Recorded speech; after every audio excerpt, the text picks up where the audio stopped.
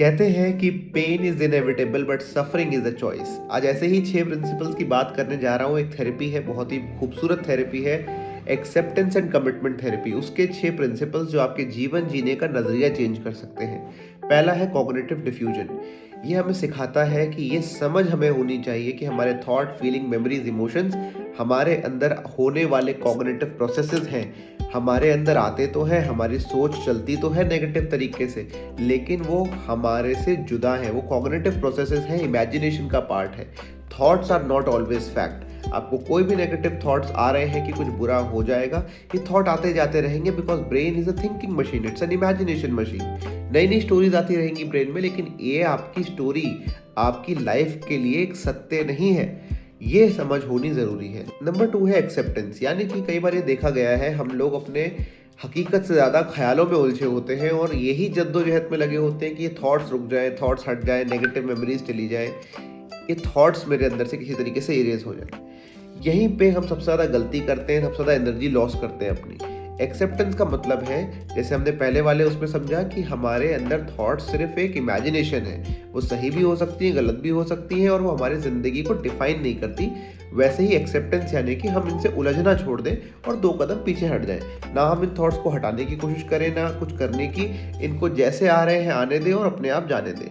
अपने जीवन को एक ब्लू स्काई की तरह मानिए और इन थॉट्स को डिफरेंट काइंड ऑफ क्लाउड्स, कभी ब्लैक क्लाउड्स आएंगे, कभी ग्रे, कभी कैसे, कभी वाइट, लेकिन स्काई तो ब्लू ही रहेगा। वो एक अल्टीमेट सत्य है। तो आपके जीवन को ये क्लाउड्स डिफाइन नहीं कर देंगे, ना ही हमेशा के लिए चेंज कर देंगे। फिर आता है number 3, which is connecting to the present moment. ज़्यादातर ये देखा गया है कि लोग सफ़र करते हैं ना कि हकीकत में, बट क्योंकि उनके ब्रेन, उनके थॉट्स उनको फ्यूचर में या पास्ट के एक्सपीरियंसेस में लेके जाते हैं। ह्यूमंस के अंदर ही ये कैपेसिटी है फ्यूचर और पास्ट में ट्रैवल करने की, थ्रू आवर माइंड।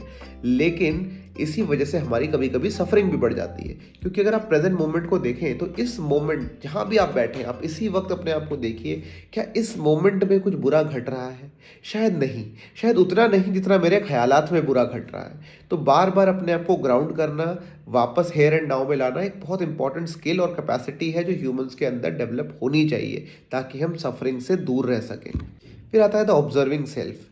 ये थोड़ा सा समझने वाली बात है कि आपके अंदर 2 तरीके की आवाज़ें होती हैं, 2 जहन होते हैं, 2 थॉट प्रोसेस होते हैं। एक वो जो इस मोमेंट को एक्सपीरियंस कर रहा है, और एक वो हिस्सा जो इस मोमेंट को आप एक्सपीरियंस कर रहे हैं, इस चीज़ को देख रहा है। थोड़ा कॉम्प्लेक्स है, लेकिन समझने की कोशिश करिएगा कि आप जानते हैं अपनी स्टोरी को कि आप थर्ड पर्सन पर्सपेक्टिव में भी देख सकते हैं। ये आपको अपने थॉट से दूर हटने का एक मौका प्रदान करते हैं। ऑब्जर्व करिए खुद के सेल्फ को एज अ स्टोरी। एक होता है एग्जाम्पल सेल्फ का कि I am suffering in this moment. एक होता है observing self, that I am noticing and I know that this person is suffering in this moment. अपने आप को एक थर्ड पर्सन पर्सपेक्टिव में देखने की कला, ये बहुत इंपॉर्टेंट है। आपको अपने थॉट से दूर करने में, यानी कि कॉग्निशन को डिफ्यूज करने में मदद करता है। फिर आता है क्लैरिफाइड वैल्यूज़। अक्सर हम जिंदगी के स्ट्रगल्स में अपनी वैल्यूज़ भूल जाते हैं। हम ये भूल जाते हैं कि हमारा ग्रेटर गोल क्या है, हमारा ग्रेटर मकसद क्या है, किस तरीके के इंसान हम बनना चाहते हैं अपने जीवन में, अपने फैमिली के अंदर, अपने दोस्तों के अंदर। उनको याद करिए, उन चीज़ों को लिखिए, वैल्यूज़ को देखिए और उन चीज़ों की ओर आगे बढ़िए, रैदर देन इन छोटे छोटे स्पीड ब्रेकर्स में आप उलझ जाए।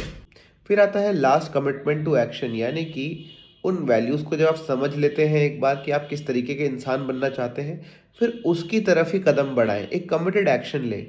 इन छोटी छोटी चीज़ों में, रोज़मर्रा के जद्दोजहद में, स्ट्रगल्स में उलझने से आपकी बहुत एनर्जी लॉस हो जाती है। और कई बार हम इन चीज़ों को एनर्जी दे रहे होते हैं जिनमें कोई चेंजेस आने की ना संभावना है, ना आ सकते हैं, ना हो सकते हैं।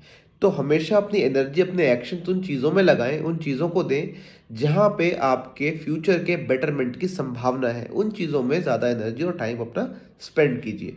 तो ये है 6 प्रिंसिपल्स ACT यानी कि एक्सेप्टेंस एंड कमिटमेंट थेरेपी के। आई होप आपको समझ में आए होंगे। इनका यूज़ करिए और जीवन को एक नई दिशा देने में बहुत मदद करेंगे।